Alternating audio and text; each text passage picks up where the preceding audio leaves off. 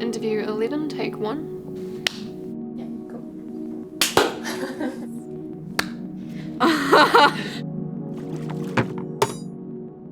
So I went and worked at a rest home. I thought I was going to be working in a kitchen, but I turned out the first day I was doing caregiving. I started off really enjoying it, I think. It was okay. At first. I just basically work as a kitchen hand or like a chef assistant. I've worked there for about 4 years now. I barely ever actually bump into the boss. I just don't like him.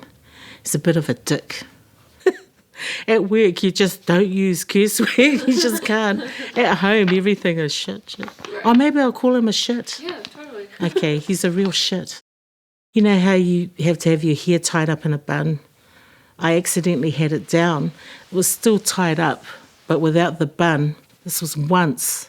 But instead of saying, hey, can you tie your hair up like a normal person, he sat there pulling my hair. The boss.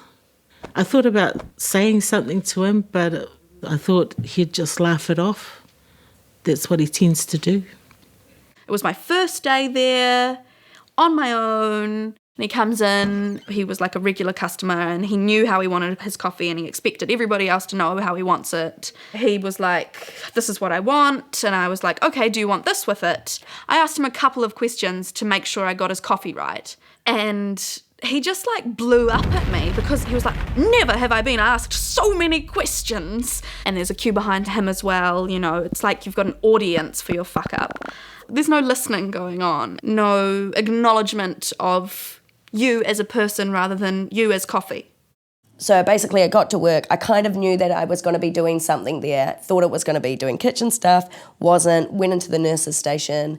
They basically just like threw a uniform at me and then was like, okay, we're going to take you down to this area where you're going to get like all the buckets and stuff that you need to like put all your laundry in and the towels and like you'll learn how to use the towels. And I was like, what the fuck? You have to wear like an apron and gloves and gumboots. And then I was like, why do I have to wear all this stuff? And then we kind of like went down the hallway and then they were like, your first patient is going to be waiting for you in the shower. But the first person they ever got me to do cares on was this guy who was a like chain smoker. So he smoked all night, chain smoking, insomniac, who every morning would soil himself. I don't know if you can quite comprehend that smell of like 8 hours of chain smoking and then just like a full-on bowel movement. It was so full on. And so I was 16 and I was just like, and then I kind of like turned around and saw the guy who I was doing cares on, who's a real sweetheart. And I just felt so bad, you know, because he just like looked really upset. And then I was like, oh, hey, you all good? And then he was like, oh, I'm really sorry, and like kind of apologised. I really just put it in the back of my mind and then just went for it. You have to put the customer first, always. If they want to talk and talk and talk, you have to let them talk. And sometimes that line is really unclear. So this guy came in when I was closing on my own and just talked and talked and talked and talked and asked me for my number, my email address. I gave him fakes, I think. And he continued to come back for quite a long time, I think, maybe 9 months he came back on and off. Yeah, he really, really pushed the boundaries. One day he asked to take a photo of me and I said yes because I didn't feel like I could justify saying no. Sometimes I wouldn't be behind the counter, I'd be out in the shop and he would try and hug me and told me that he looked at the photo at night time. And he was probably like in his 50s, 60s, quite an old man. I think in customer service it's really hard to say no. It's really, really hard. And you're just there, that's your job. You're always going to be there, you can't leave, they know where you're going to be. Was there any sort of resolution? I left the country. There was another chef there for about 2 years. Sometimes I'd come in kind of tired, but, you know, still do my job properly. But he'd make comments like, oh, you think you're so tired because you have a baby. But then it's quite funny because then he had a baby. And then he'd come into work tired too, and I'd be like, oh, what's wrong? When I started, it was minimum wage, which was only $13.50. After about 2 years, they put it 50 cents over the minimum. And that was only because the chef of the baby, he could see how hard it was working with the baby. He had to tell the boss that, hey, she deserves a little bit more. So that's when I got 50 cents more. Nobody wants to do the work, yeah?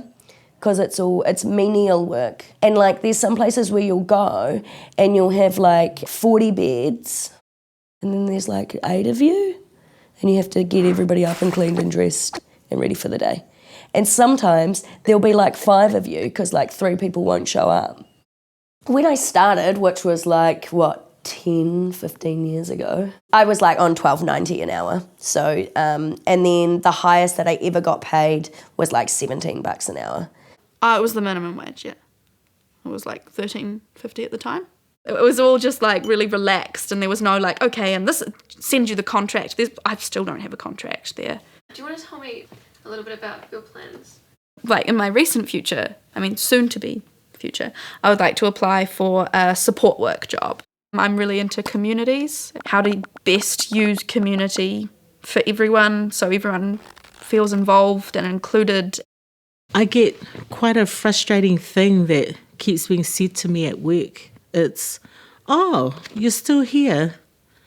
People say it as a joke, but people don't mean it in a joking way. It's just like, oh, you're still here means you're never going to go anywhere else. That's how I interpret it. The one who got me the job there, he's like, why are you still there? That place is awful. I know it's awful, but I have a child. So I want money to be able to spend on her rather than have nothing.